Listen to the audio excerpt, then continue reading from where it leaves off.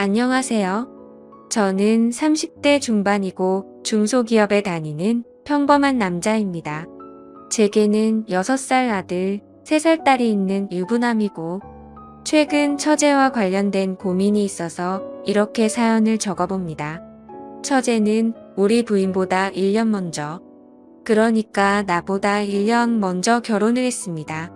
처제 남편은 나보다 3살 많은 사람이고 아랫동서가 나이가 많다 보니까 평소에도 그렇게 부침성이 좋지 않은 저는 동서랑은 그냥 대면대면하게 지냈습니다. 아무튼 처제도 아들을 하나 낳았고 최근에 둘째를 가지려고 노력을 많이 했습니다.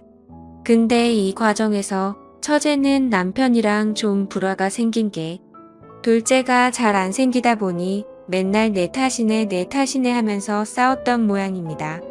5월에 처제가 둘째를 가졌다고 해서 나랑 부인이랑 우르르 가서 빕스도 데려가고 같이 놀고 그랬는데 3주 정도 있다가 착상이 잘 안 되어서 유산을 했다는 소식을 들었습니다. 부인은 애들 어린이집에 찾으러 가서 저는 먼저 병원에 갔는데 장모님 와 계시고 처제랑 둘만 있더라고요. 장모님 잠깐 자리 비우시는데 제가 처제한테 고생했어라고 하니까 갑자기 나한테 와라 감기면서 엉엉 우는 겁니다. 뭐 그때야 별 생각 없이 그냥 우니까 안아주고 토닥토닥 해줬습니다. 그때 동서는 자리에 없어서 무슨 일이 있나 물어보니까 장모님이 인상 팍 쓰시면서 물어보지 말라 하시더군요. 나중에 부인한테 들어보니까 유산한 것도 처제가 제대로 관리를 못해서 그렇다는 둥 뭐 엄청나게 스트레스를 준 모양이었고 처제는 유산하고 나서 부쩍 우리 집에 많이 놀러 오게 되었습니다. 주말만 되면 조카랑 처제 둘이서 우리 집 와서 애들이랑 같이 놀고 부인이 없을 때도 와서 놀고 그랬고요. 근데 그때는 별 생각을 하지 않았습니다.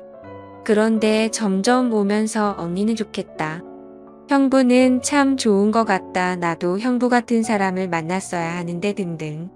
이런 얘기들을 하기 시작하더라고요. 그냥 의례적인 얘기라고 생각하고 별 신경을 안 썼는데 제가 뭐 가져다 주거나 조금만 도와줘도 계속 저런 얘기를 하더라고요.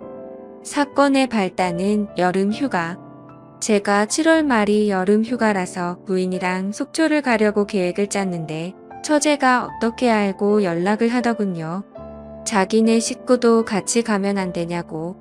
난 사실 결혼하고 다른 식구들이랑 같이 여행 가본 적이 없어서 뭐 가족끼리 다 같이 가는 것도 나쁘지 않을 거란 생각에 그러자고 했습니다. 그래서 내 차랑 동서 차 이대로 속초로 갔는데 거기 가서 동서랑 처제랑 또 티격태격 하더군요. 형부 봐라 형부는 저러는데 당신은 왜 그러냐. 이런 말을 자꾸 하니까 동서도 열이 받아서 아 그만 좀 하라고 이러면서 소리를 지르고 조카는 엉엉 울고 아주 개판이 되었습니다. 그러다 서로 좀 화해하자고 저녁에 고기 구우면서 술 한잔 하는데 부인은 우리 애들 재운다고 들어가고 처제도 조카 재운다고 들어가고 동서랑 나랑 둘이 술을 마시고 있었습니다. 뭐 손아랫 사람이긴 하나 나보다 나이가 3살 많으니 그냥 형하고 동서는 나한테 그냥 형님이라고 불렀습니다. 동서는 계속 처제 욕을 하면서 처제가 맨날 형님 칭찬한다고 어쩌고 저쩌고 하더니 속초 시내로 한 잔 더 하러 가자고 하더군요. 근데 술도 먹고 해서 운전하기도 힘들고 귀찮기도 해서 내일 가자고 했더니 동서가 버럭 성질을 내면서 아 이거 뭐 내 생각해주는 사람 하나도 없네 이러고 혼자 가버리더군요. 그래서 애인 놀러와서 기분 역같네 이러면서 숯불이랑 술자리 정리하고 있는데 처제가 문드르륵 하고 나왔습니다. 자기 남편 어디 갔느냐고 묻길래 혼자 술 마시러 간 것 같다고 하니까 그놈이 그렇지 뭐 형부 같이 치워요. 이러면서 쪼르르 제 옆으로 오더라고요. 그래서 정리하다 보니까 맥주 6캔 묶음 하나가 남아있으니까 처제가 저거 아까운데 같이 3캔씩 먹자 하더군요. 난 이미 술도 좀 먹고 피곤해서 그만 먹자고 하려는데 그걸 파악하고 따더라고요.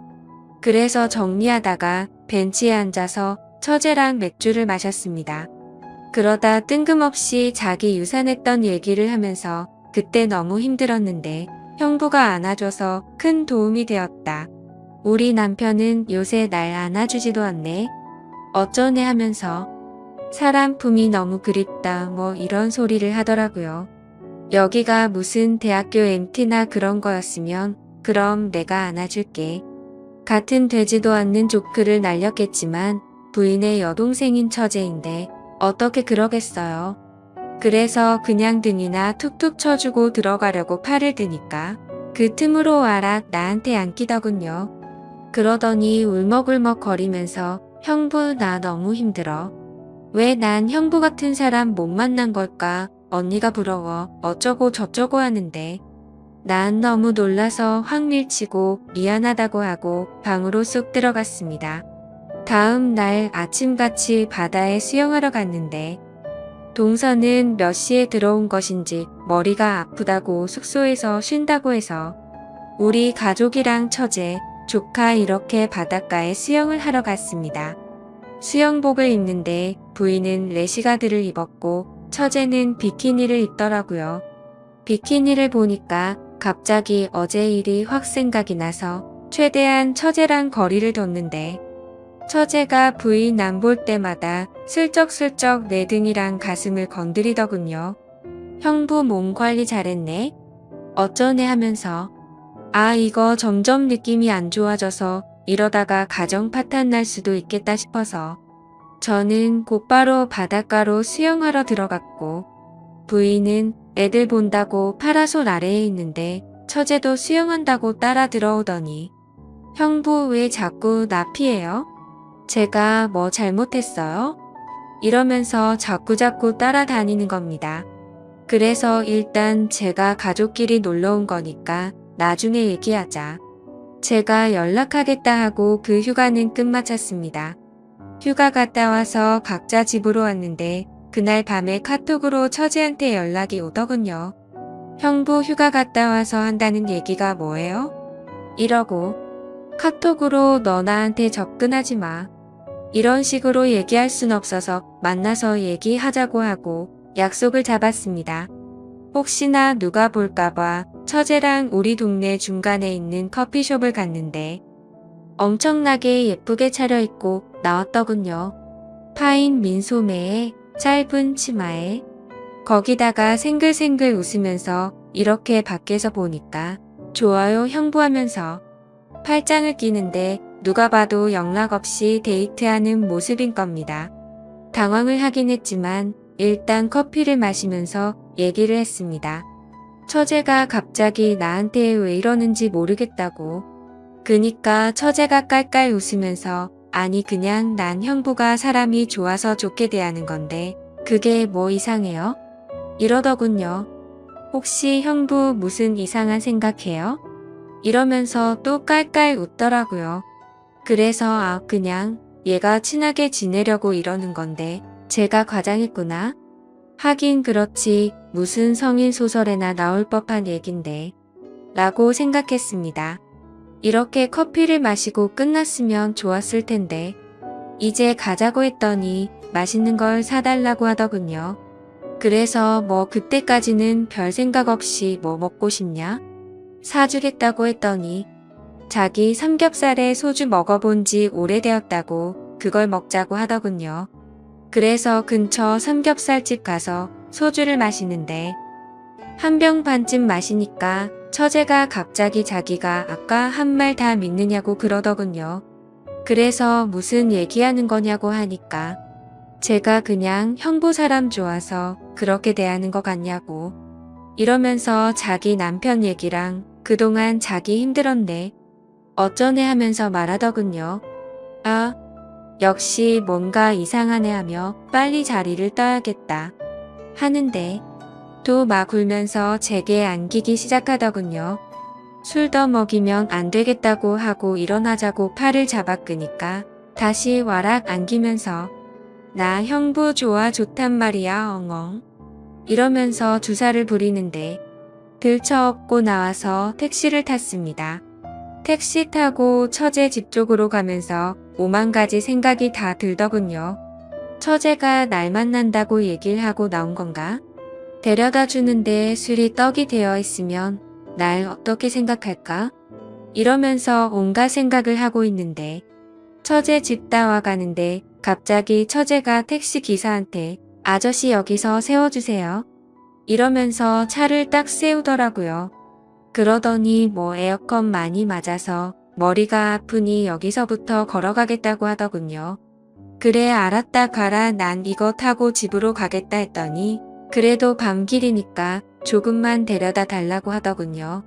그래서 내려서 같이 걸러가는데 자기 술 다 깼으니까 맥주 한 잔씩만 하자고 했습니다. 그래서 안 된다. 너 많이 취했다. 형부 만나서 이러는 거 아니다. 이러니까 또 막 울먹거리면서 친구들 만나기도 힘들고 나 어디라고 얘기할 사람도 없다고 딱 30분만 맥주 같이 마시자 하더라고요. 와, 그래서 그때 딱 단판 지어야겠다 하고 알겠다. 그럼 딱 30분만 먹고 가자 하니까 또 생긋 웃으면서 제 볼에 뽀뽀를 하는 겁니다. 그래서 제가 지금 뭐 하는 거냐? 나는 네 언니 남편이다. 내가 나를 어떻게 생각하는지 모르겠지만 내가 이러면 너희 가정 우리 가정 다 망가지는 거다. 이러고 단호하게 얘기하니까 제가 그런 거 몰라서 이러는 거 같냐고. 그냥 나 너무 힘들고 의지할 사람이 형부밖에 없어서 그렇다. 언니 몰래 그냥 나 가끔 만나주면 안 되냐? 이런 얘기를 하더라고요. 그러더니 나한테 또 안겨서 펑펑 울더라고요. 아무튼 그래서 술도 많이 마셨고 도저히 여기서 뭐라고 하는 건 아닌 것 같아서 일단 또 나중에 얘기하자고 하고 달래서 들여보냈습니다. 그리고 따로 연락은 안 했는데 매일매일 카톡이 오더군요. 형부 뭐하냐 언제 끝나느냐 밥 먹자 놀러 와라 놀러 가겠다 등등. 그래서 제가 아예 답장을 안 했는데 어제 드디어 일이 터졌습니다. 회사에서 일하고 있는데 카톡으로 또 형부 언제 퇴근하느냐고 카톡이 와서 그냥 씻고 있는데 나 지금 1층에서 기다리고 있으니까 끝나면 연락하라고 카톡이 온 겁니다. 깜짝 놀라서 내려가 보니까 진짜 1층에 와 있길래 카톡으로 알았으니까 옆에 커피숍에 가 있으라고 하고 온갖 생각을 다 했습니다. 진짜 왜 이러나 얘가 무슨 여대생 처제가 맛있는 거 먹고 싶어서 오는 것도 아니고 둘 다 애까지 있는 상황인데 부인한테 얘기했다가 괜히 일이 커지거나 오해 살 것 같고 암튼 그래서 퇴근하고 얼른 커피숍에서 데리고 나와서 회사 반대쪽 길로 걸어갔습니다. 도대체 왜 이러냐? 내가 말했듯이 내가 이러면 너나 나나 가정이 끝나는 거다. 넌 가족이나 마찬가지다. 이런 식으로 다그치니까. 형부 그래서 제가 얘기했잖아요. 그냥 서로 몰래 만나면 아무도 피해보는 사람 없어요. 소름이 쫙 돋더라고요. 대놓고 자기랑 바람피자는 얘기를 하는 겁니다. 그러더니 자기는 남편한테 언니 집에서 자고 온다고 했기 때문에 집에 안 들어가도 된다고 하더군요. 형부 가고 싶은 대로 가자고 집으로 가도 되고 아니면 다른 데 가도 된다고. 언니한테는 언니네 집에서 잘 수도 있다고 얘기해놨다고.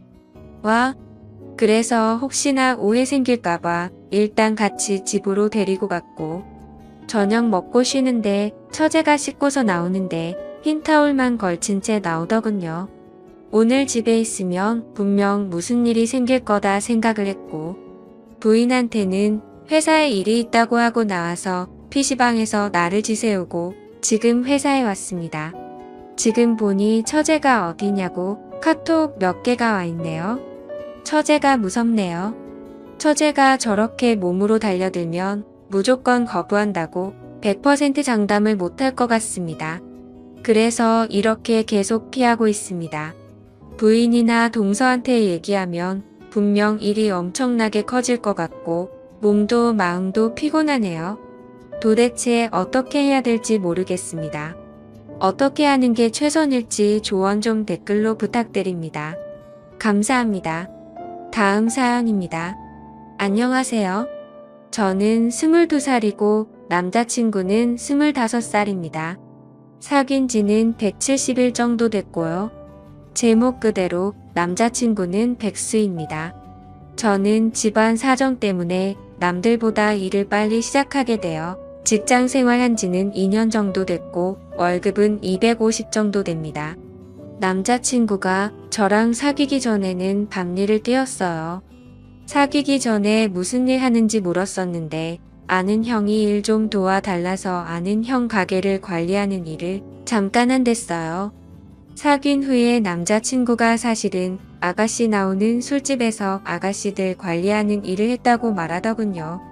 남자친구 말론 영화 비스티 보이즈에서 하정우 씨 역할이라고 그러던데 저는 그 영화를 안 봐서 잘 모르지만 아가씨들 쭉 세워놓고 한 명 한 명 소개해 주는 거래요. 그런데 그 일을 하면 거기서 일하는 여자를 관리하는 거기 때문에 여자들이랑 접촉이 많고 낮이라는 저와는 서로 패턴이 안 맞아서 연락도 잘 못하니까 저한테 미안해서 일을 못하겠다고 사귀기 전에 관뒀어요. 저 때문에 하던 일을 관둔다니 약간 미안하기도 하고 한편으론 제 생각을 많이 해준다고 느껴서 고마웠어요. 여자랑 접촉이 많은 일이라 아무래도 저는 분명 신경 쓰일 텐데 그럴 일도 없어지니까 더더욱 좋았죠. 앞으로 밤일 말고 낮에 하는 일을 하겠다고 다짐해서 제가 퇴근하고 같이 알바 천국이나 알바몬 찾아보고 남자친구 동네에 사는 친구들한테 부탁도 해보고 일구하려고 여기저기 알아봤어요. 처음엔 카페 아르바이트나 식당 아르바이트를 보여줬더니 싫다고 하더군요. 월급이 너무 적다고. 그래서 힘들지만 샘편인 생산 쪽을 찾아줬어요.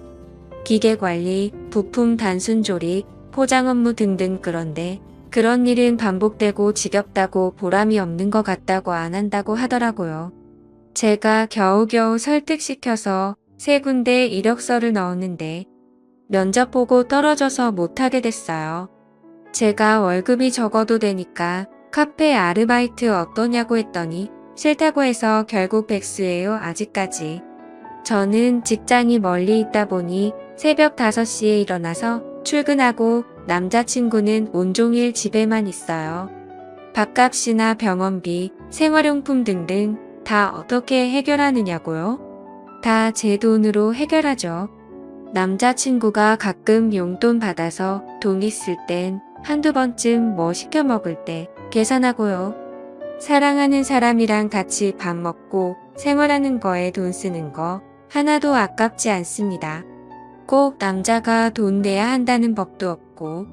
그런데 남자친구 행동에 점점 지치네요. 한두 달 전부터 남자친구가 개그로 아프리카 방송에서 성공할 거라고 그러네요. 개그도 하고 상담도 해주면서 천국 같은 돈 많이 버는 BJ가 되겠다고요. 방송들 보여주면서 이 사람들 벌써 얼마 벌었는지 아느냐고 이렇게 앉아서 쉽게 돈 번다고 조금만 잘하면 쉽게 돈 벌 수 있다고 그러더라고요. 아프리카 방송으로 돈 많이 버는 분들도 있겠지만 아닌 분들도 많잖아요. 방송하는 것도 쉽다고 생각하면 쉬운 거고 어렵다고 생각하면 어려운 건데 막연히 잘 될 거라고만 생각하는 게 정말이지 너무 답답합니다. 지금 당장 일을 해서 돈을 벌어도 모자란데 온종일 집에만 박혀서 뭐 하는 짓인지. 남자친구는 폐랑 위가 아프다면서 일 못하겠다고 계속 집에만 박혀서 게임을 하고 TV 보고 아프리카 방송만 봐요. 처음엔 사랑하는 사람이 아파서 일을 못하는 상황이니까 최대한 맞춰주려고 했습니다. 남자친구가 아프다니까 많이 걱정됐죠. 매번 약 사가고 죽도 끓여주고 병원 가기 싫다는 남자친구 끌고 병원도 가고 걱정돼서 회사에서 달려간 적도 있었고요. 휴. 그런데 아프다는 사람이 온종일 앉아서 담배 피우고 게임만 하는 걸 보면 정말 너무 답답해서 미칠 것 같습니다. 저는 아파도 꾹꾹 참으면서 악착같이 일하러 가는데 말이죠. 막상 아프다고 해서 병원 데려가면 이상 없고요. 이제는 남자친구가 아프다고 해도 저 정도 아픈 걸 못 참을까?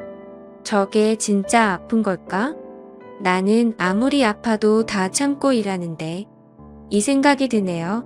그저 사랑하는 마음에 그동안 먹고 싶어 하는 거 먹이고 남자친구가 가족들이나 친구들을 만날 땐 돈 없어서 자존심 상할까봐 카드 가져가서 조금만 쓰고 오라고 주기도 했습니다. 남자친구의 모든 생활을 제 돈으로 하다 보니 제가 쓸 돈이 턱없이 부족해졌죠.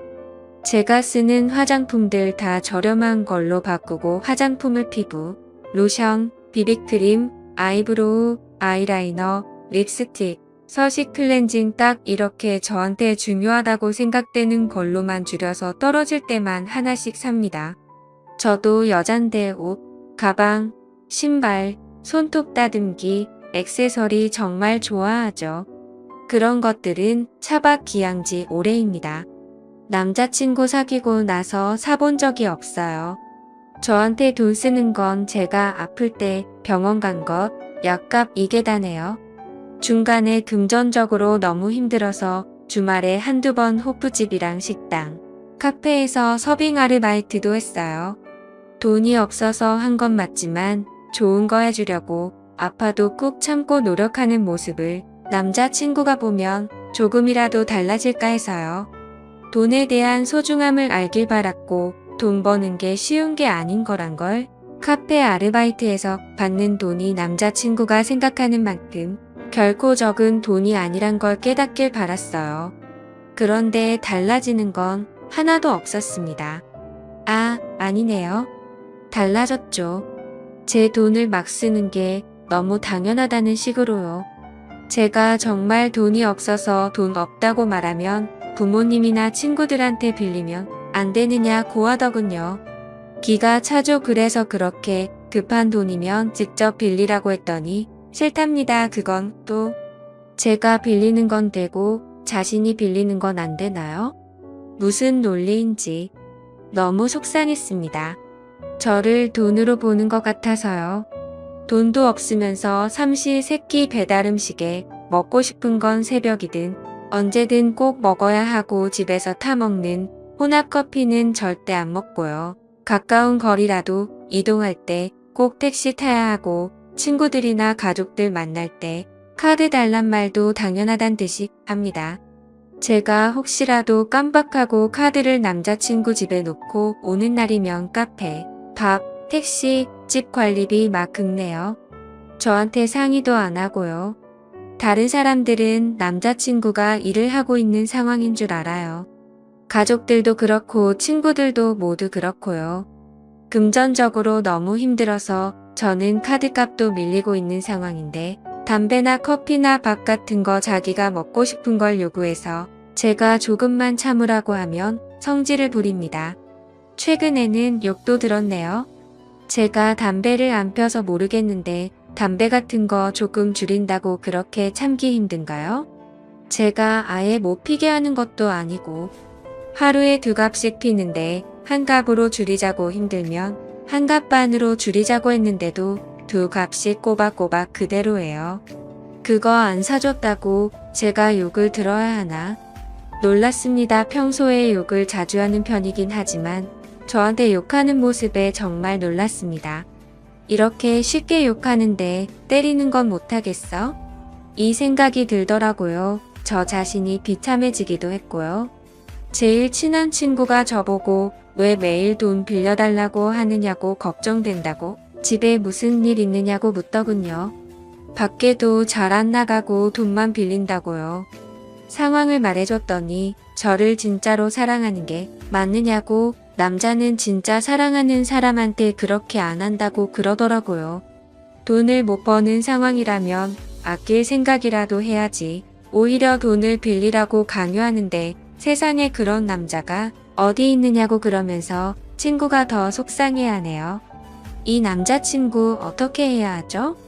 자존심 상할까봐 돌려서 말을 해도 알아들을 기미는 안 보이고 친구 말대로 정말 저를 사랑하기는 하는 걸까요? 인생 선배로서 객관적인 입장에서 꼭 조언 좀 부탁할게요. 안녕하세요. 저는 경기도에서 거주 중인 33살 먹은 주부입니다. 32살 때 시집 와서 남편이랑 분가해서 살았고요. 어느 날 남편이 어머님께서 돌아가시고 혼자 계신 아버님을 저희가 모시는 게 어떻겠냐고 갑자기 이야기를 하더군요. 어느 누가 갑자기 저런 말을 하는데 좋다고 할 수 있겠어요. 그 일로 남편이랑 많이 싸웠어요. 위에 형님도 있으신데 왜 우리가 모시냐고. 아주버님은 대기업을 다니고 계셔서 저희보다도 여유롭고 형편이 저희와는 정말 비할 수도 없을 만큼 좋습니다. 그 일로 인해 저는 남편과 끝도 없이 대화를 나누었고 정말 싸우고 볶고 거의 매일 같이 싸웠어요. 그러다 하루는 남편이 술을 먹고 울면서 진심을 담아 말을 하더군요. 저에게 무엇이든 다른 거는 당신이 원하는 대로 하자는 거 전부 다 할 테니까 제발 이번만은 부탁 좀 들어달라고요. 그러면서 남편은 이야기를 이어갔습니다. 남편이 어릴 적에는 엄청 개고쟁이였대요.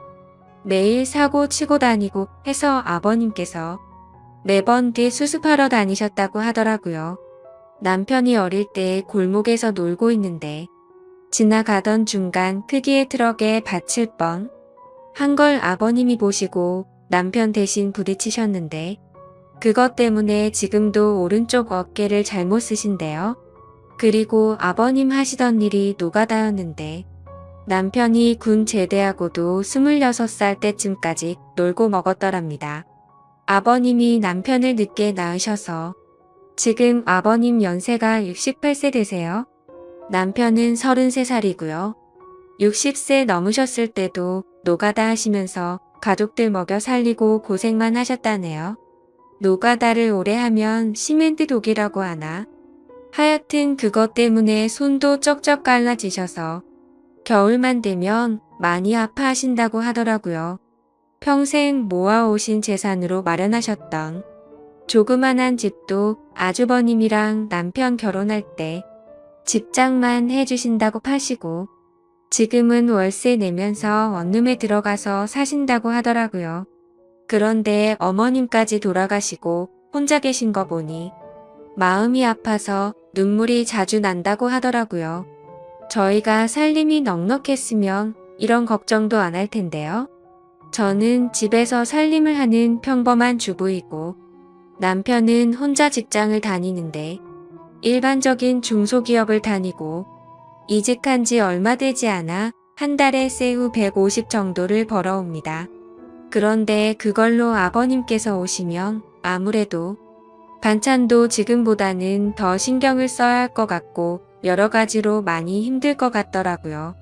심지어 그때는 제가 임신을 했어서 아이가 3개월 차인데 모든 부분이 힘겹더라고요. 그럼에도 부유하셨던 형님께서는 절대 아버님을 못 모신다고 강력히 못 박으셨고 아주버님도 그럴 생각이 없다라고 남편이 말을 하더라고요. 저렇게 철벽 방어를 하는데 어떻게 하겠습니까? 그리고 남편이 진심 어린 말들을 저렇게까지 했는데요. 그래서 넉 달 전부터 아버님을 모시기로 하고 저희 집으로 아버님을 모셔왔습니다. 처음에는 아버님께서 오지 않으시려고 자꾸만 거절하시더라고요.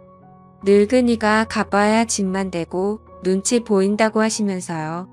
하지만 남편이 매일같이 설득하고 우겨서 겨우 모셔왔습니다. 모셔온 첫날부터 여러모로 정말 신경이 쓰이더라고요. 그런데 우리 아버님 매번 반찬 신경 써서 정성껏 차려드리면 그걸 드시면서도 엄청 미안해 하시면서 눈치를 보십니다. 가끔씩 고기 반찬이나 맛있는 음식을 해드리면 아버님께서는 드시지 않고 남겨두셨다가 저희 남편이 퇴근하고 돌아오면 남편을 먹이더라고요. 그리고 저 먹으라고 일부러 드시지도 않고요. 거기다가 하루는 장을 보고 집에 왔는데 아버님께서 바닥에 꿇어 앉아서 걸레질을 하고 계시더라고요. 저는 그 모습을 보고 깜짝 놀라서 걸레를 빼앗으려고 했더니 괜찮다고 하시면서 끝까지 고집을 부리시면서 청소를 끝마치시더라고요. 그리고 식사를 드시고 나면 곧바로 빈 그릇을 들고 가셔서 설거지도 하십니다. 아버님께 하지 말라고 몇 번을 말씀드리고 그릇들을 뺏어도 보지만 아버님은 설거지를 하시는 게 그게 마음이 편하시답니다. 제가 왜 아버님의 마음을 모르겠어요. 이 못난 며느리 눈치 보이시니 그렇게 행동하시는 거 압니다. 그래서 저도 정말 더 마음이 아픕니다. 남편이 몰래 아버님 용돈을 드려도 그거 안 쓰고 모아두었다가 저에게 용돈 하라고 주십니다. 그렇게 저희는 부유하진 않지만 서로 애틋하고 마음을 써가면서 하루하루를 지내고 있었습니다. 그런데 어제는 정말 너무 많이 슬퍼서 펑펑 울었습니다. 아버님께 죄인이라도 된 듯해서 눈물이 왈칵 나오는데 참을 수가 없더라고요. 한 달 전쯤부터 아버님께서 아침에 나가시면 저녁 때쯤 들어오시더라고요. 어디 놀러라도 가시는 것 같아서 용돈을 드려도 받으시지도 않고 웃으시면서 다녀올게 하시면서 매일같이 나가셨습니다.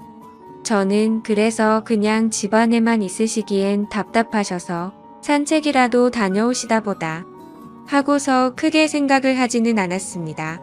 그런데 어제 장을 보러 슈퍼에 갔다가 아래층 주인 아주머니를 만나게 되었습니다. 그런데 그 주인 아주머니께서 제게 어렵게 말씀을 하시더라고요. 오다가 이 집 할아버지 봤는데 유모차에 박스 실어서 가던데. 이 말을 듣고 저는 상상조차 못 해봤던 일에 깜짝 놀랐습니다. 네, 맞습니다. 아버님 아들 집에 살면서 돈 한 푼 못 버시는 게 마음에 걸리셨는지 불편한 몸 이끄시고 하루하루 그렇게 박스 주우시면서 돈을 버셨더라고요. 저는 그 이야기를 듣고 장을 보다 말고 밖으로 뛰쳐나갔습니다. 아버님 찾으려고 이리저리 돌아다녀도 안 보이시더라고요. 너무 죄송하고 가슴이 아파서 집에 들어와서 정말 한없이 엉엉 울었습니다. 한참을 울고 나서 남편에게 전화해 오늘의 상황을 말하니 남편도 아무 말이 없더군요. 한참의 정적이 흐르고 남편은 일찍 들어간다고 말하고 그렇게 통화를 끊었고 남편은 저녁 5시 조금 넘어서 평소보다 일찍 퇴근하고 들어왔습니다. 남편도 마음이 정말 안 좋은지 표정도 너무 어두웠고 집에 들어오자마자 가방만 내려두고 아버님을 찾으러 나간다고 하곤 바로 집 밖으로 나갔습니다. 제가 정말 바보였고 한심한 며느리였습니다. 그렇게 매일같이 나가셨는데 관심을 가지고 진작 이 사실을 알았어야 했는데 말이죠. 며칠 전부터 아버님께서 저 먹으라고 봉지에 들려주시던 과일과 과자들을 받으면서도 아버님께서 사오신 것인지 일을 해서 사온 것인가라는 생각도 못했다니 정말 한심스럽습니다.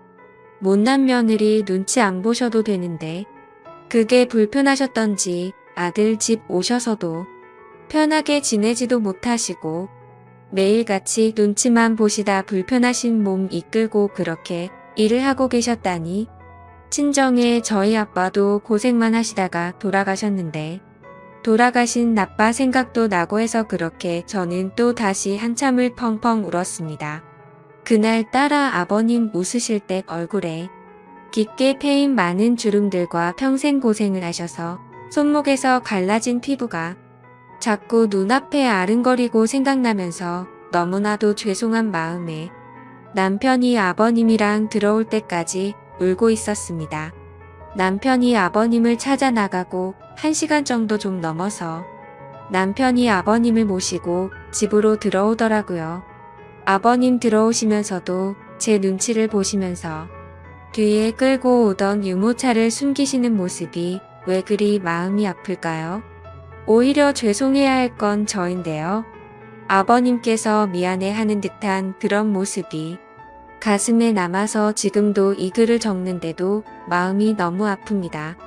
저는 아버님의 모습을 보자마자 아버님께 달려가서 죄송하다며 손을 꼭 붙잡고서 또 펑펑 울었습니다.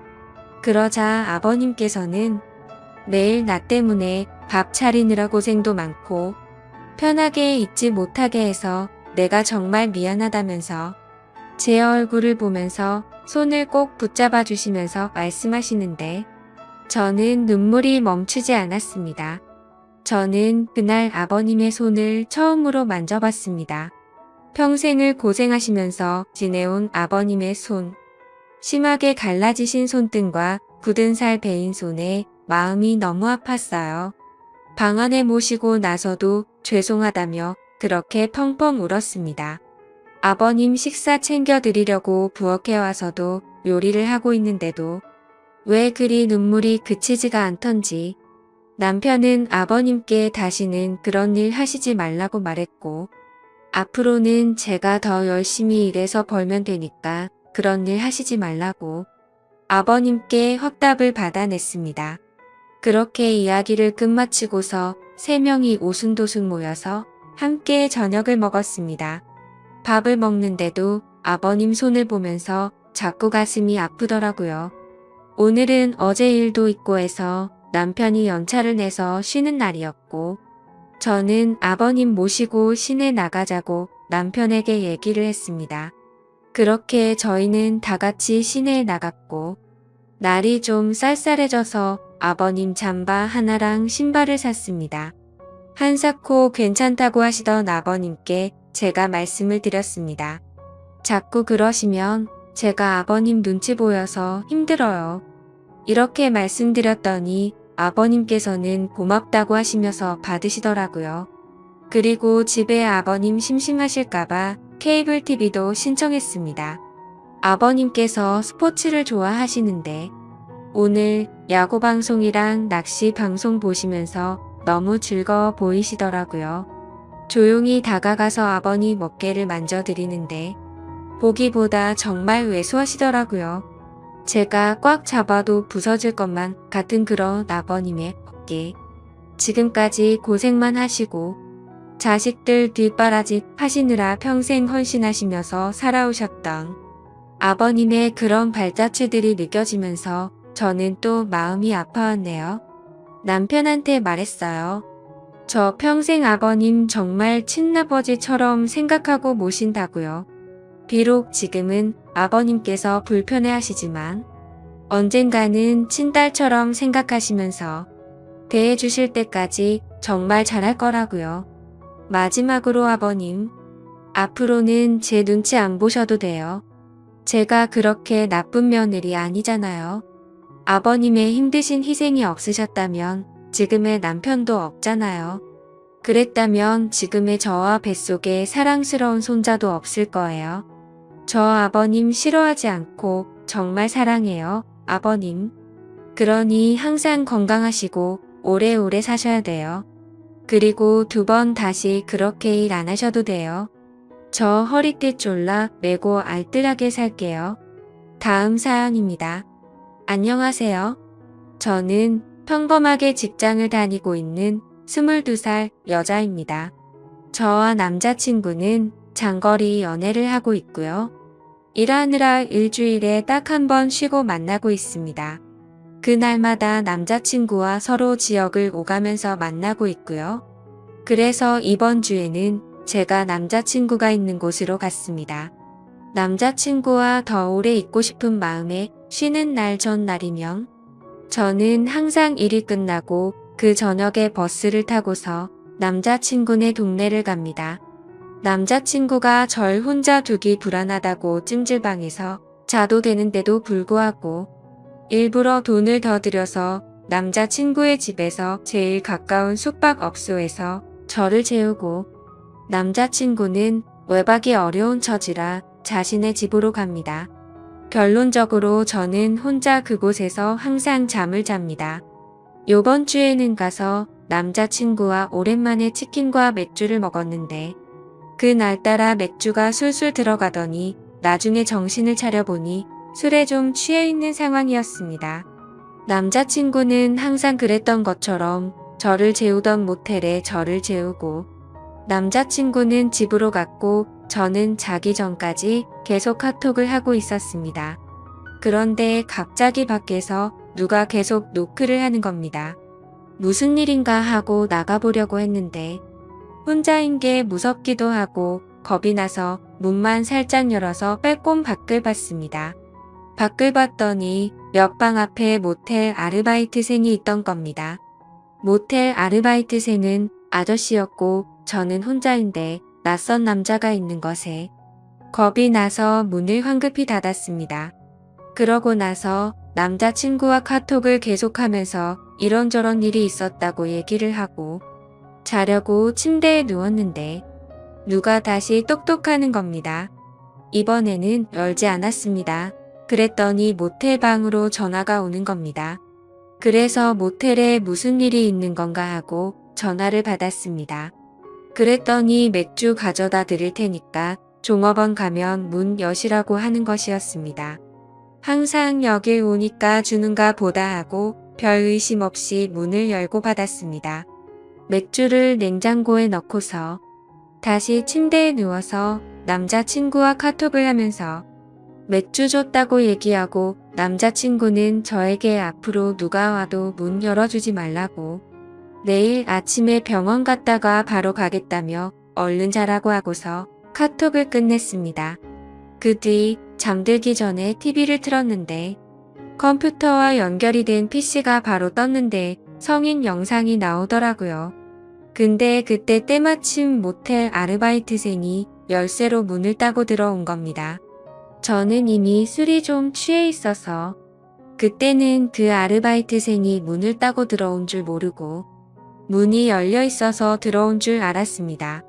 자려고 침대에 자리를 잡고 누워 있었던 저는 그 사람이 들어오는 걸 보고서 놀라서 침대 모퉁이에 앉았고 급하게 TV 채널을 다른 거로 돌렸습니다. 문제는 그때 술에 많이 취해 있어서 기억이 중간에 몇 부분이 나지는 않지만 왜곡되어서 기억되지는 않았습니다. 저는 채널을 돌리고서 무슨 일이시냐고 했고 그 사람의 대답은 기억이 제대로 나지를 않습니다. 그 사람이 아마 필요한 거 없느냐는 식으로 했던 것 같습니다. 저는 그 사람에게 나가시라고 계속 말했습니다. 그러고서 그 사람은 저에게 그냥 보시던 거 보세요. 이러면서 제가 들고 있던 리모컨을 빼앗고서 채널을 다시 돌리는 것이었습니다. 너무 겁나서 계속 제발 가시라고 계속 그랬더니 침대 모퉁이에 앉아있던 저를 눕히려고 제 다리를 만지는 것이었습니다. 저는 순간 겁에 질려서 그 사람의 팔을 치고 남자친구 곧 올 거라고 그랬습니다. 그랬더니 그때야 가더군요. 제가 술에 취해서 기억을 못할 거라고 생각했나 봅니다. 그러고서는 겁에 질려서 모텔 방 밖에 조그만 소리만 들려도 놀라고 식은땀 나고 잠도 계속 못 들고 다급하게 남자친구에게 카톡하고 전화했는데 남자친구가 배터리 가는 걸 잊어서 휴대전화기가 꺼져 있는 것이었습니다.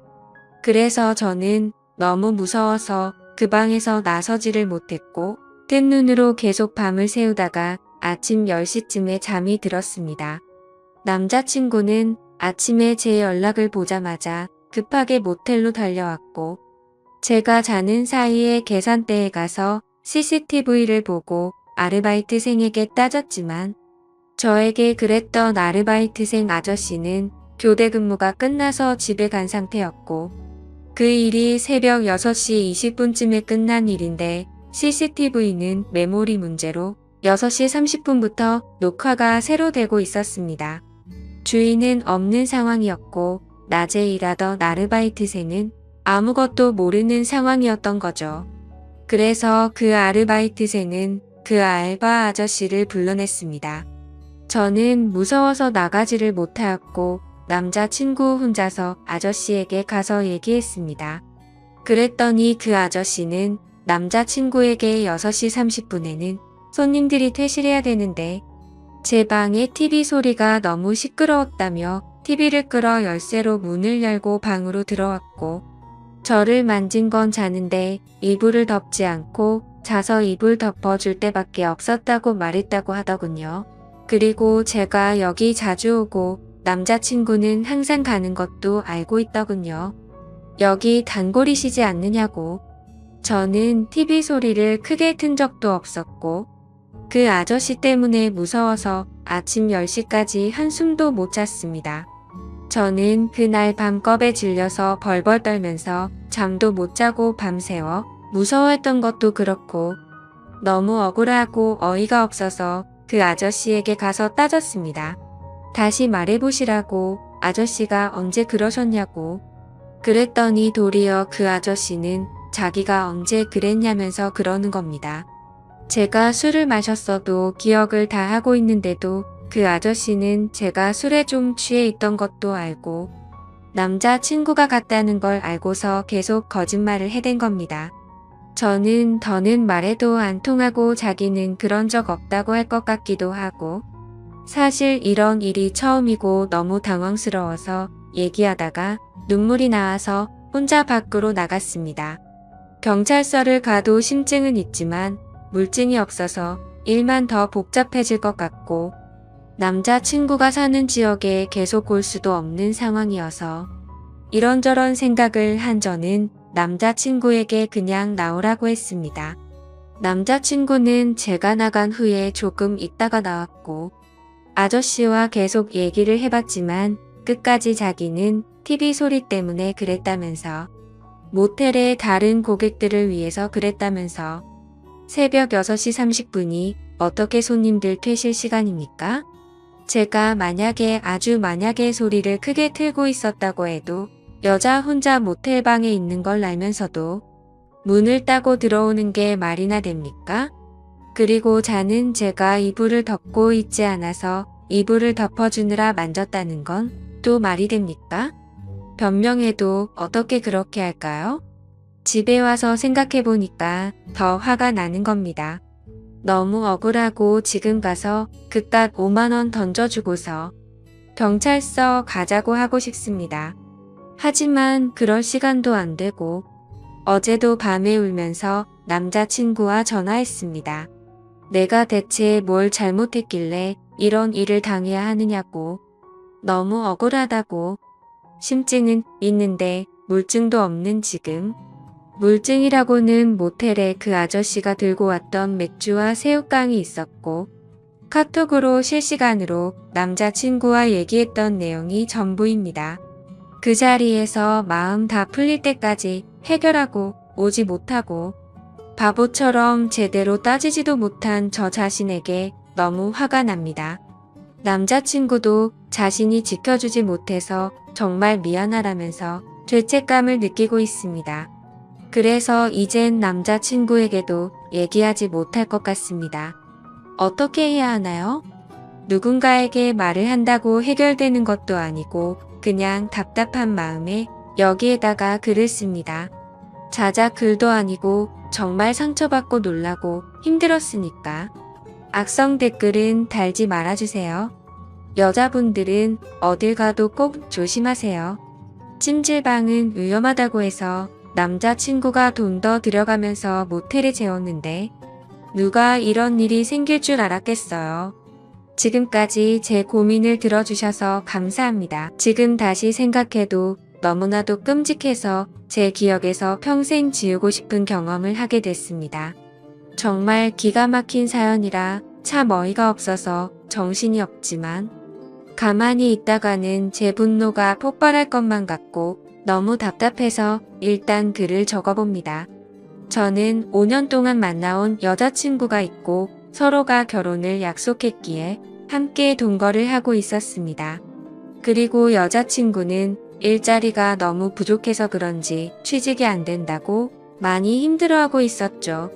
사실 힘들어했던 것도 처음 몇 개월 정도만 힘들어 했다라고 하는 게 맞는 말이겠네요. 왜냐하면 지금 여자친구가 일을 안 한 지도 어느새 3년이란 시간이 지났는데 처음 몇 개월간 일자리를 구한 것과 다르게 지금은 일자리도 구하지 않고 익숙하다는 듯 매일같이 빈둥대면서 지내고 있었기 때문입니다. 그럼에도 불구하고 저는 그런 여자친구를 위로해주고 평생을 약속하면서 3년 동안 배불리 먹여주고 재워줬네요. 심지어 저는 여자친구가 마치 아내라도 된 것처럼 회사 끝나고 오면 밥도 차려놔주고, 외로움이 많은 저에게는 여자친구가 함께 지낸다는 게 마음에 많은 안정감을 줬었기에 이대로라도 좋아서 내년쯤에 결혼을 생각하고 열심히 저축을 하고 있었습니다. 그런데 그렇게 믿었던 여자친구가 저를 배신하고 다른 남자가 생겼더군요. 제가 회사를 나가는 시간을 제외하고는 평일 주말 할 것도 없이 항상 붙어 있었고, 사소한 다툼들도 없고 행복한 시간들을 보내면서 지냈기에 이런 상황이 생길 거라고는 절대로 생각조차 못했습니다.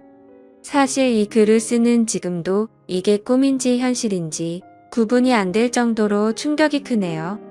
다른 사람들은 자신의 여자친구나 남자친구가 어떻게 바람을 피우는 걸 알게 되는지는 모르겠는데, 저는 제 두 눈으로 직접 목격하게 되었기에 그 충격이 훨씬 더 큰 것 같기도 합니다.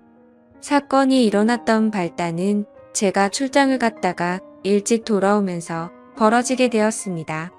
출장을 떠나던 그날까지도, 그날이 있었던 그날까지도 평소와 다름없이 행복한 연락을 주고받았었는데 말이죠. 아무튼 원래는 3일간 계획된 출장이었는데 회사 간의 문제로 인해서 갑작스럽게 출장 일정이 하루 일찍 끝나버리게 되었습니다. 그때 왜 그랬는지 모르겠지만 여자친구와 만나면서 처음으로 여자친구에게 서프라이즈 이벤트를 해주고 싶더라고요. 지나고 생각해보면 이것조차 아무래도 하늘에 계신 건가 싶은 생각이 드네요. 저는 태생부터 무뚝뚝한 남자였기 때문에 이런 서프라이즈 이벤트라고는 생각조차 해본 적이 없었는데, 저도 모르게 갑자기 그런 걸 해야겠다고 생각한 걸 돌이켜 생각해보면 소름이 돋더라고요. 아무튼 계획보다 하루 빨리 출장이 끝나게 되었고, 회사에서 예약해준 비행기를 타고 집으로 돌아가는 길에 면세점에서 구매한 비싼 와인과 여자친구가 좋아하던 단골 레스토랑에 들려서 폭리까지 포장해서 집으로 도착했습니다. 그때까지만 해도 여자친구가 나를 보면 깜짝 놀라서 좋아하겠지? 라는 생각으로 현관 비밀번호를 눌렀습니다. 그런데 저녁이 다 되었는데도 불이 깜깜해서 집에 없나라는 생각을 하는 동시에 현관에 놓인 남자 신발이 보이더라고요. 정말 그 찰나의 순간에 순식간에 심장은 터질 듯이 두근대는 게 신기하더군요. 남자 운동화를 보자마자 제 것은 절대 아니었습니다. 저는 남자들 치고는 발이 작은 260mm 신발을 신는데 현관에 놓인 신발은 대충 봐도 280mm는 넘어 보였죠. 저는 떨리는 목소리로 현관에 서서 소리를 쳤습니다. 그러자 방에서 뭔가 인기척이 들리는데 온갖 생각이 들기 시작하는데 차마 쉽사리 방문을 열지 못하겠더라고요. 너무 충격적인 것도 문제지만 그 문을 여는 순간 도저히 제 감정을 제어할 자신이 없겠더군요. 그런데 그때 갑자기 방 안에서 달칵하면서 문을 잠그는 소리가 들렸습니다. 너무 열이 받아서 조용한 목소리로 방문을 열라고 하는데 여자친구는 지금 자다 일어나서 몰골이 엉망이라며 말을 돌리더군요. 자기 출장이 내일까지로 알고 있었는데 갑자기 어떻게 오늘 온 거야? 라고 하는데 너무 열이 받았습니다. 뻔히 눈에 보이는 거짓말을 하고 있는 게 진심으로 역겨워서 구역질이 나오는 기분이 들었죠. 저는 헛소리 짓거리지 말고 문이나 열라고 소리쳤고 현관에 있는 저 남자 신발 뭐냐고 말하니까 아무런 대답이 없더군요. 그 순간 어떻게 할지 엄청나게 고민을 했습니다. 문을 부수고 들어가서 다 엎어버릴까 고민도 했었죠. 하지만 그렇게 했다가는 억울하게도 제 인생만 나락으로 떨어질 걸 너무나도 잘 알았죠. 그냥 어차피 바람나버린 여자와는 미래를 생각할 수가 없었기에 문 앞에 서서 말했습니다. 나는 더러운 꼴 더 보기도 싫고 그냥 이쯤에서 깔끔하게 끝내자. 차라리 정말 천만다행인 것 같다. 내가 너 같은 여자랑 결혼했으면 어떻게 할 뻔했냐고. 정말 상상만 해도 온몸에 소름이 다 끼치는 것 같은데 결혼하기 전에 이렇게 너의 실체를 알게 돼서 다행이다. 진짜 이건 조상님이 도왔네 라고 말하면서 욕을 했고 오늘 모든 짐 싸서 당장 나가라고 말했죠.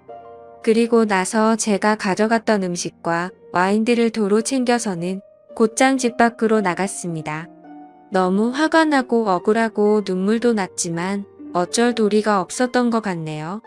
결국 저는 회사 근처에 있는 숙박업소로 가서 혼자 정신이 나간 사람처럼 술을 퍼부어 마셨고 구석에서 우두커니 포장되어 있는 폭립을 보자마자 욕이 나오더군요.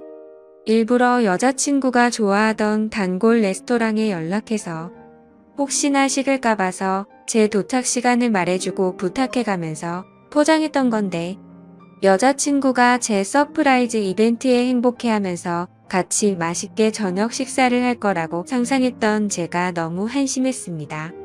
정말 그날 저녁은 제정신이 아니었던 것 같네요. 울고 울다가 갑자기 또 화를 내고 말이죠.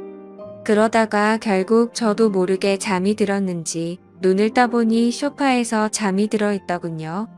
눈을 뜨는 순간부터 제가 놓여져 있던 현실에 또다시 머리가 아프기 시작했고 너무 괴로워서 환장할 노릇이었습니다. 정말 마음 같아서는 모든 사람들의 연락을 다 무시하고 아무도 모르는 곳으로 도망가고 싶은 심정이었죠. 하지만 현실적인 문제들이 다 얽혀 있다 보니까 그런 용기를 내는 것도 어렵더군요. 어쩔 수 없이 회사에 연락해서 못 나간다고 했었기에 옆에 놓여져 있었던 휴대폰을 집어들었습니다. 전날 제가 집 밖으로 나오자마자 계속 말도 안 되는 핑계를 말하는 연락이 오길래 짜증나서 휴대폰 전원을 꺼놓았다가 켜보니 밤새도록 난리가 났었더라고요. 순간적으로 제가 무슨 연예인이라도 된 건 줄 알았습니다. 부재중 알람이 자그마치 48개나 와 있었는데 41개는 여자친구에게서 왔던 거고 나머지 7개는 여자친구의 부모님이더라고요. 올해 설날에 여자친구네 본가로 찾아뵀었기 때문에 머리가 어지러지 하더군요. 결혼을 계획하기 위해서 찾아가서는 솔직하게 다 말씀드리면서 동거를 하고 있다는 사실도 말씀드리고 명절 선물도 챙겨드리고 즐겁게 장인어른, 장모님 사위 이렇게 호칭을 섞어가던 분들인데 말이죠. 순간적으로 여자친구의 전화는 무시한다고 치더라도 아무 잘못도 없으신 어른들에게 이건 아닌 것 같기도 하고 온갖 생각이 다 들면서 너무 심란하더라고요. 그러던 중 휴대폰을 더 들여다보니 카톡 메시지도 엄청나게 와 있었습니다. 대략 400개가 넘는 메시지였는데 여자친구한테서 온 게 300개가 넘게 있었고 여자친구의 친구들에게서 온 메시지가 한 100개는 되었던 것 같습니다. 정말 너무 황당하고 어이가 없더라고요. 바람을 피우고 뭐가 그리 당당한 건지 기가 막혔습니다. 다른 사람들에게 이런 구역질 나는 상황을 숨기지는 못할 망정 다 떠벌린다는 게 말이 되나요? 그것도 친구들은 그렇다고 치더라도 자신을 낳아주고 길러주신 부모님한테까지 이런 사실을 말한 것 같더군요. 저는 아무리 객관적으로 이해를 해보려고 해도 도저히 이해가 안 되던데 다른 사람들은 어떻게 생각하시나요? 어떻게 이렇게 기본적인 생각도 없는 사람과 그동안 만나왔으며 결혼까지 생각을 했던 건지 제 자신에게 너무 원망스러웠습니다. 아무튼 이제는 다 끝난 사이라고 생각했기에 이해할 필요성도 느끼지 못한 채로 카톡을 읽어봤습니다. 여자친구의 친구들은 하나같이 오빠 서연이 전화 받아줘요. 진짜 실수였대요. 제가 서연이 잘 아는데 오빠 진심으로 많이 사랑하고 있어요.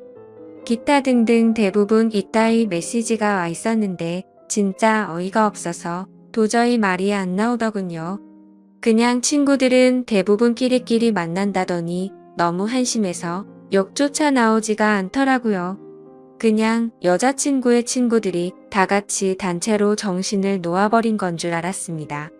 그래서 짜증이 더 급격하게 밀려오기 시작했고, 일단 당장 회사에 연락을 해서 집안 사정으로 문제가 생겨서 월차를 낸다고 말하고는 술을 더 마시기 시작했습니다.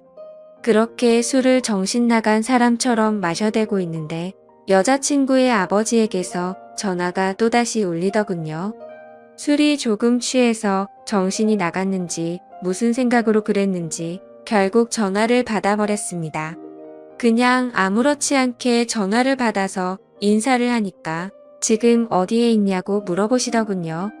그래서 밖에서 있다고 하니까 추운 날씨에 밖에서 자면 안 된다면서 앞으로 크게 될 사람이 몸이라도 상할까봐 걱정된다고 말하더니 어제 있었던 일에 대해서 딸에게 간략히 들어봤는데 일단 자기네 집으로 와서 이야기 좀 하자고 말을 하더라고요.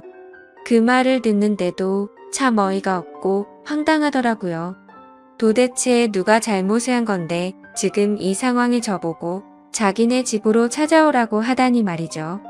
심지어 제가 그 집에 찾아가면 무조건 여자친구가 찾아올 게 뻔했으니 갈 생각이 전혀 없었습니다. 그래서 그냥 짜증이 또다시 밀려오기 시작했고 지금은 술을 마셔서 못 간다고 말했더니 그러면 본인이 직접 저를 찾아올 테니 밖에서 둘이서만 조용히 만나서 이야기를 하자고 하시더군요. 어르신의 집이 여기서 차로 3시간은 걸리는 거리인데 왜 그렇게 무리를 하시냐고 말씀을 드렸고 괜히 저한테 이러실 필요 없고 따님이랑 잘 이야기하고 마무리할 테니 무리하지 말라고 말씀을 드렸습니다. 그랬더니 제 말을 듣지도 않는지 지금 당장 고속버스 타고 출발할 테니 터미널에 도착해서 연락을 주신다고 하더라고요. 안 그래도 여자친구 때문에 제정신이 아닌데 이게 지금 뭐 하는 짓인가 싶었습니다. 그래서 전혀 말이 통하지 않을 것 같길래 안 오시는 걸로 알겠습니다 라고 말씀을 드리고는 전화를 끊었죠. 그러자 여자친구 아버지가 여자친구에게 제가 일어났다고 연락을 했는지 곧바로 여자친구에게서 전화가 오더라고요. 전화를 계속 무시했더니 전화와 카톡을 번갈아서 계속해서 보내더군요. 그냥 카톡이 계속 울려대서 무슨 이야기를 하는 건지 싶어서 내용을 읽어봤더니 또 말도 안 되는 핑계를 주구장창 늘어놓고 있더라고요. 어제 있었던 남자애는 지가 대학교 다닐 때 동아리 행사에 가서 우연히 만나내라고 하더군요. 자신보다 2살이 더 어려서 그냥 친남 동생같이 귀엽게 생각해서 만나던 동생이랍니다. 그런데 엊그제 그 남자의 집안이 사기를 당해서 너무 힘들었는데 그 여파로 시험까지 망쳐버려서 너무 힘들어했다네요. 그래서 아무런 생각도 없이 그냥 위로나 해주려고 만났다가 술에 취해서 벌어진 사고 같은 거라며 절대 자신의 의지로 벌어진 일이 아니라고 말하더군요. 그따위 말도 안 되는 핑계를 보고 있으니 너무 어이가 없고 화가 나서 더 이상 할 말이 없었습니다. 제가 카톡을 읽은 걸 실시간으로 보고 있는 건지 그냥 다 거짓말로 들리겠지만 제발 한 번만 믿어달랍니다.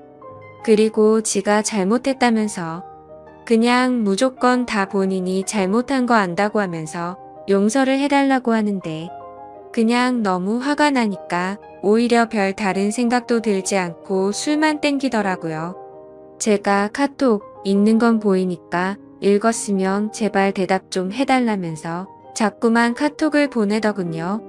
그냥 그런 내용을 보고 있으니 여자한테 아무리 잘해줘봤자 남는 거 아무것도 없고 제 인생에 앞으로 다시는 사랑은 없다라고 생각이 들었습니다.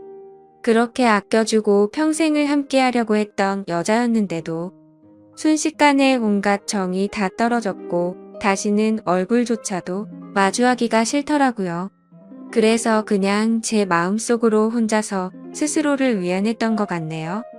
소설같이 가슴 저리게 예쁜 사랑은 없는 거구나 라는 생각이 들었고 결혼과 사랑이라는 건 다들 혼자 살기 적적하고 남들이 다 하니까 어쩌다 보니 결혼하는 거란 생각이 들었고 그렇게 결혼한 사람들이 결혼을 추천하고 다니는 건데 굳이 뭐하러 하는 건가 싶었습니다. 하지만 그런 생각과 동시에 참 서글퍼지기도 했습니다. 저는 어릴 때부터 아버지 없는 가정에서 알바며 노가다며 가리지 않고 열심히 뼈 빠지게 살아왔는데 이제 좀 나도 괜찮은 회사에 들어가서 아름다운 여자친구와 행복하게 살아보나 싶었는데 말이죠. 평소에 금전적으로 힘이 들던 시기에도 내가 먹고 싶은 거 다 참아가면서도 여자친구 먹고 싶어하는 맛있는 거 먹이면서 행복했었던 기억도 떠오르고 결혼하고 애 생기면 하고 싶은 일도 많았습니다. 오죽했으면 꿈속에서 애랑 셋이서 놀러 다니는 꿈도 꿨으니 말이죠. 회사에서 짜증나는 일이 있더라도 집에 있는 여자친구랑 같이 욕하면서 마음을 위안 삼던 그런 추억이 떠오르더라고요. 3년이라는 시간 동안 행복할 때나 슬플 때나 괴로울 때나 항상 제 곁에서 있었던 여자친구였는데 갑자기 서글픈 마음의 소리를 내면서 펑펑 울기도 했습니다.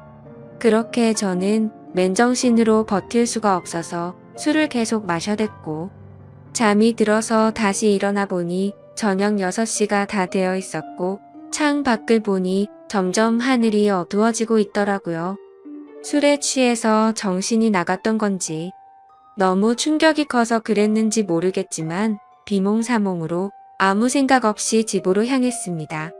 그냥 매번 술을 왕창 마시고 숙취로 힘들어서 골골댈 때면 여자친구가 해장하라고 끓여주던 맛있었던 그 라면이 생각나더라고요. 집에 도착해서 비밀번호 입력하고 문을 여니까 여자친구와 여자친구의 아버지가 거실에서 앉아있더라고요. 그 모습을 보니까 가출했던 제 정신이 돌아왔던 것 같습니다. 여자친구는 아무 일도 없었다는 듯이 말을 하기 시작했습니다. 오빠 대체 밤새도록 어디 갔다가 이제 와? 밥은 먹었어? 술 많이 마신 것 같은데 오빠 좋아하는 해장 라면 끓여준다면서 부엌으로 향하더군요. 여자친구 아버지는 가만히 지켜보더니 저에게 잠깐 앉아서 이야기 좀 하자고 하는데 별다른 생각이 없었습니다. 그냥 정확히 그때 드는 생각은 이 사람은 도대체 뭔데 여기에 와 있는 건지라는 생각이 들더라고요. 그냥 대답도 하지 않은 채 주변을 천천히 둘러보는데 사방에 온통 여자친구의 물건들만 보이더군요. 제가 피땀 흘려서 구입한 제 집인데 말이죠. 그리고 여자친구의 물건들도 모두 다 제 돈으로 샀던 거였으니 여지껏 뭘 했던 건가 싶었습니다. 그냥 저는 아무런 대꾸도 하지 않고 여자친구의 짐들을 하나하나 들어서 대문 밖으로 옮기기 시작했습니다. 그러자 부엌에 있던 여자친구는 도대체 뭐 하는 거냐며 달려와서는 제발 이러지 말고 이야기부터 하자면서 제가 내다 놓은 물건들을 다시 들여오고 있더라고요. 그러자 여자친구의 아버지는 자네 뭐 하는 짓이냐고 이러지 말고 일단 진정하고 이야기를 좀 하자고 하시더군요. 그냥 다 무시하고 계속 물건들을 나르니까 여자친구는 사태의 심각을 이제야 알았던 건지 그제서야 어떻게 하냐면서 펑펑 울면서 오빠 미안해 진짜 미안해 이러더라고요. 그러자 여자친구 아버지는 울고 있는 딸에게 다가가서 너는 가만히 있으라고 자기가 이야기한다고 쓸데없는 참견을 계속 하셨습니다. 그때부터는 그 상황에 짜증이 더 나기 시작했고 여자친구가 들여놓은 물건들을 대문 밖으로 집어 던지기 시작했습니다.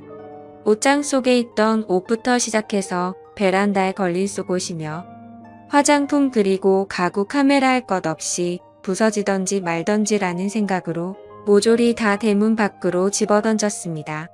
그러다 가끔 벽에 물건 부딪히는 소리가 나서 옆집 사람이 밖으로 나오면 여자친구는 죄송하다고 사과를 하고 있더군요. 그러더니 지금 남자친구가 술을 마셔서 그런 거니 걱정 말라고 하면서 다시 주섬주섬 죽고 있는데 저는 거기다가 계속해서 물건들을 집어던졌습니다. 그때 제 눈에 들어왔던 침대, 여자친구와 같이 누워서 TV도 보고 베란다 밖으로 보이는 밤하늘을 보면서 나누었던 대화들도 생각나고 참 이것저것 사연이 가득히 담겨있던 침대인데 이제는 그냥 어제 봤던 충격적인 일이 생각나서 도저히 꼴도 보기 싫더라고요. 곧바로 저는 침대 매트리스를 들어서 대문 밖으로 밀어버렸습니다. 그냥 현관의 여자친구 물건들도 다 같이 밀려나가게 매트리스로 쫙 밀어버렸습니다.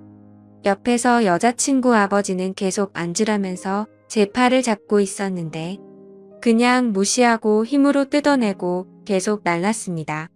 여자친구는 복도에 앉아서 울고 있는데 그 머리 위로 어제 네가 썼던 이불이라고 하면서 덮어주면서 이 역겨운 물건들 다 네가 가져가라고 했습니다. 그냥 집에 있는 여자친구와 관련된 물건조차도 전부 다 밖으로 내다버렸습니다. 화장실에 있던 여자친구와 같이 쓰던 치약조차도 말이죠. 여자친구와 같이 만든 컵이며 같이 결혼해서도 쓰자며 알콩달콩 골랐던 비싼 접시까지 다 밖으로 옮겨버렸습니다. 그렇게 모든 물건을 다 옮기고 방으로 가서 편한 옷으로 갈아입고 나왔더니 여자친구는 무릎을 꿇고 앉아 있었고 여자친구의 아버지는 이제 좀 진정하게 앉아서 우리 이야기를 좀 하자고 하더군요. 이렇게 하다가는 밤새도록 끝이 나지 않을 것 같아서 얼른 듣고 보내버리자라는 생각에 물을 마시면서 하고 싶은 말 있으시면 하시라고 말했죠. 그러자 무릎을 꿇고 있던 여자친구는 다급히 말을 하기 시작하더군요. 오빠 내가 잘못했어. 진짜 실수야. 나 진짜 술에 너무 취해 있었는데 동생이 너무 들이대서 내가 정신이 없었어. 나도 진짜 이런 일이 생길 줄은 절대 몰랐다고 하면서 울고불기 시작하더군요. 그리고는 갑자기 일어서서 갑작스럽게 제게 안겨버리길래 여자친구를 밀쳐냈습니다. 그러자 여자친구의 아버지는 이게 지금 뭐 하는 짓이냐고 남자가 여자한테 할 짓이냐고 소리를 지르더군요. 갑자기 안긴 사람이 누군데 저한테 짜증을 내는 건지 진짜 황당하더군요. 그냥 이제 두 사람 이야기 듣기 싫고 저도 친한 여동생 집에 불러야 하니까 나가달라고 했습니다. 그러자 여자친구의 아버지가 그게 할 소리냐면서 소리를 질렀고 여자친구는 아빠 그러지마 내 잘못이야 이러고 있더군요. 그 모습을 보는데 진짜 무슨 TV를 보는 기분까지 들었습니다. 기승전결도 없는 막장 드라마에서나 나올 법한 말도 안 되고 이해가 안 되는 그런 내용 말이죠. 그러더니 양반 자세로 앉아있던 여자친구 아버지가 갑자기 상전이 된 것 마냥 제 앞에 와서 무릎을 꿇더라고요. 내 딸이 철이 없어서 그런 거니까 이해해달라고 한 번만 용서하고 잘 보듬어주면 이런 아내를 구하기가 어디 쉽겠냐고 말하더군요. 아내면 법적으로 부부 사이가 되어야 아내 아닌가요? 저는 그 생각이 들었기 때문에 말했습니다. 아내라는 호칭은 부부가 되어야 쓰는 거 아닌가요? 그렇게 말하고 여자친구를 쳐다보면서 말했습니다. 근데 너랑 나랑 결혼한 사이였어? 그냥 서로 편하게 지내려고 같이 사는 사이 아니었냐고 말했죠. 그러자 여자친구는 말했습니다. 오빠 진짜 무섭게 왜 그러는 거야? 내가 정말 잘못했어. 다시는 이런 일 없을 테고 내가 더 잘할게. 나 못 믿겠으면 휴대폰 비밀번호고 뭐고 전부 다 알려주고 전화번호부에 있는 남자 번호는 전부 다 지울게 등등 어쩌고 저쩌고 하는데 시끄럽게 들리기만 할 뿐이었죠. 그러더니 여자친구 아버지는 이 정도 화냈으면 된 것 같으니 저에게 그만하라 하더군요. 딸애가 이렇게까지 반성하고 있고 사람이 누구나 살다 보면 실수하는 게 하나쯤은 있는 거랍니다. 제가 많이 슬프겠지만 자기 딸이 이런 실수를 해서 자신도 슬프다고 말하더군요. 친아들처럼 생각하고 좋은 사람이라 생각했는데 이렇게 좋은 관계 끊지 말자고 하는데 정말 대단하다 싶었고 도저히 할 말이 없었습니다.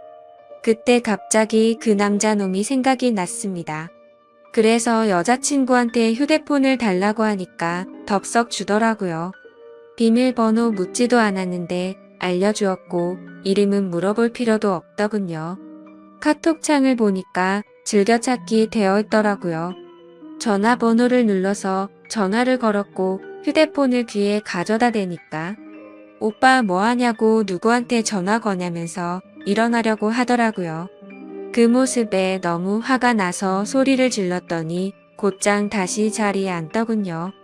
그리고 나서 그 남자놈이 전화를 받았고 받자마자 하는 소리가 가관이더군요. 누나 어떻게 됐어? 걔가 뭐래? 별것도 아닌 게 겁주고 있으면 내가 당장 갈까? 이러더라고요. 저는 그 말에 너무 화가 나서 빨리 와서 짐 들고 꺼지라고 말했고 이제 전부 다 아니 짐이야 하고는 끊어버렸습니다. 그러자 여자친구는 오빠 왜 그러냐면서 그 동생 정신이 나간 애라서 건들면 위험하답니다. 이게 앞뒤가 맞겠습니까? 카톡은 즐겨찾게 되어 있고 그놈이랑 바람까지 필 때는 언제고 정신 나간 사람이라니 어이가 없더군요. 그러자 이놈한테서 다시 전화가 오길래 받았습니다. 그러자 제가 누나 술 너무 많이 먹여서 그렇게 된 건데 정말 오해를 시켜드렸다면 죄송하다면서 다시는 누나한테 접근도 안 하고 보더라도 아는 체도 안 한답니다. 그런데 딱 봐도 이쯤 되면 제가 아무리 호구라도 느껴졌습니다. 이게 여자친구가 시킨 거라는 게 뻔히 보이는데 이러고 있는 게 너무 한심하더라고요. 그래서 저는 아무렇지 않은 척 말했습니다. 아냐 형이 고맙다. 너 아니었으면 이런 여자랑 결혼할 뻔했네. 네가 남자 인생 하나 살린 건데 뭐가 죄송해. 그런데 다시는 형 눈앞에 떼지는 마라. 그리고 서울권에 취직할 생각도 버리고 이 근방에서 놀지도 말고 그냥 다시는 형 인생에 나타나지만 않으면 된다. 그러자 전화기 너머로 소리를 지르고 욕을 하는 게 방이 조용하니까 선명하게 다 들리더군요. 야 어디서 더러운 입으로 욕하냐 피해자인 나도 욕 안 하고 좋게 좋게 이야기하는데 말야. 빨리 와서 네 누나 짐 가져가라고 말하고는 끊어버렸습니다. 여자친구는 또다시 그 동생 진짜 감당 안 되는 애라고 말하면서 이러지 말자고 하더군요. 자기가 앞으로 더 잘한다고 똑같은 소리를 하면서 본인이 문제가 있는 것 같으면 병원 가서 검사도 받아온다고 하고 제가 하자고 하는 거 다 하고 평생 내조하면서 행복하게 해줄 거라고 하더라고요. 이게 진심인지 뭔지 한숨밖에 안 나오더군요. 도저히 이야기가 끝날 것 같지가 않아서 여자친구 아버지한테 무슨 이야기인지 다 들으신 거냐고 물어봤습니다. 딸이 대학교 동아리에서 만난 후배랑 친해지다 보니 그 후배가 자기 딸한테 나쁜 마음 가져서 술을 먹여서 그렇게 된 거라고. 자기가 지금 당장 그놈 찾아가서 몽둥이질 해도 속이 시원치 않을 판이라더군요. 근데 안 그러셨네요 라고 말하니까 아무 말 없이 조용해지더라고요. 대문 열고 이제 그만 두 사람 다 제 집에서 나가달라고 하니까 또 침착하고 진정하고 이야기를 하자고 말하더군요. 지금 맨정신이고 최고로 이성적인 생각이라고.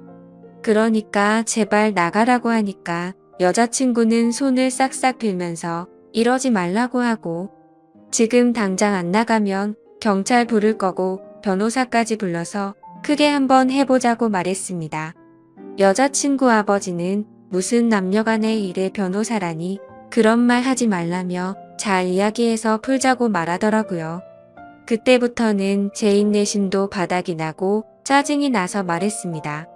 지금 당장 안 나가시면 제가 무슨 행동을 할지 모른다고 정색하니까 그제서야 내일 다시 이야기하자면서 내일 다시 찾아온다고 하더군요. 그렇게 여자친구를 일으켜 세우려는데 여자친구는 절대 자기는 못 간다고 울면서 혼자 지 스스로를 때리고 있더군요. 자신이 못된 짓 한 거 너무 후회한다면서 오빠 제발 한 번만 용서해달라면서 말도 안 되는 소리를 하면서 울고 있는데 그냥 무시하고 소파에 앉아서 TV를 켜버렸습니다. 결국에는 그렇게 버티다가 여자친구 아버지가 여자친구를 힘으로 일으켜 세워서 데리고 나가더군요. 저는 나가자마자 현관 비밀번호는 바로 바꿔버렸고 소파에 앉아서 한숨 쉬고 집을 둘러보니 참 많이 적적하더라고요. 제 집인데 제 물건이 이렇게나 없었구나 싶었고, 여자친구의 물건을 다 빼고 나니까 집이 이렇게 컸었나 싶더군요. 둘이서 이야기할 때는 집이 작다고 더 큰 집 가자면서 더 좋은 집 가기 위해서 앞으로 더 노력하자고 하던 이야기가 생각나서 너무 허탈했죠. 그냥 이렇게 넓고 좋은 집인 줄 전혀 모르고 살았나 생각이 들었습니다. 방 3개인데 그것도 다 여친 물건이었고 그 짐들 다 빼버리니까 한 방에 물건 몰아넣어도 될 것 같고, 화장실에는 칫솔, 면도기, 샴푸, 비누가 전부였고, 냉장고를 열어보니 집에서 가져온 김치랑 물과 맥주 그리고 소주뿐이더군요. 3년간의 모든 시간이 한순간에 사라진 것만 같았고 시간이 붕 떠버린 것 같았습니다. 마치 다른 세상 속에서 3년을 살다 온 것 같고 슬프기도 했죠. 그런데 여자친구랑 헤어져서 슬픈 게 아니고 다시 혼자가 되었다는 게 슬펐습니다. 혼자서 알콩달콩 결혼 생활을 생각하고 아기 낳아서 셋이서 행복하게 사는 미래를 꿈꿨던 제가 호구 같아서 눈물이 났네요. 여자친구가 기분 좋아서 활짝 웃으면 그게 좋아서 볼에 뽀뽀하고 하루 종일 행복했는데 그냥 여지껏 뭘 했던 거가 싶고 진짜 제 자신이 너무 한심한 것 같습니다. 한참을 그렇게 생각하면서 술이나 더 마시고 있는데 대문 밖에서 부스럭 소리가 들리더군요. 현관 인터폰으로 보니까 그 남자놈이랑 같이 둘이서 물건 주섬주섬 주워서 가더군요. 그놈은 그 상황에서도 한심스럽다고 느껴지는 게 물건 주우면서 내가 지켜줄 테니 걱정 말라고 말하더군요. 그러더니 여자친구는 조용히 하라고 씩씩거리는 거 화면으로 다 보고 있자니 참 황당하고 화조차도 안 나더군요. 너무 많이 믿었고 사랑했던 여자친구의 실체를 알게 되니까 앞으로 제 인생에 새로운 여자가 생겨도 믿을 수가 있을지가 의문이네요. 아무튼 굳이 해보지 않아도 될 인생 경험 제대로 하게 된 것 같습니다. 결혼하기 전에 인간 같지도 않은 그 여자의 실체를 알게 돼서 다행인 것 같기도 하고 그냥 마음이 싱숭생숭하네요. 제 사연 읽어주셔서 감사드립니다.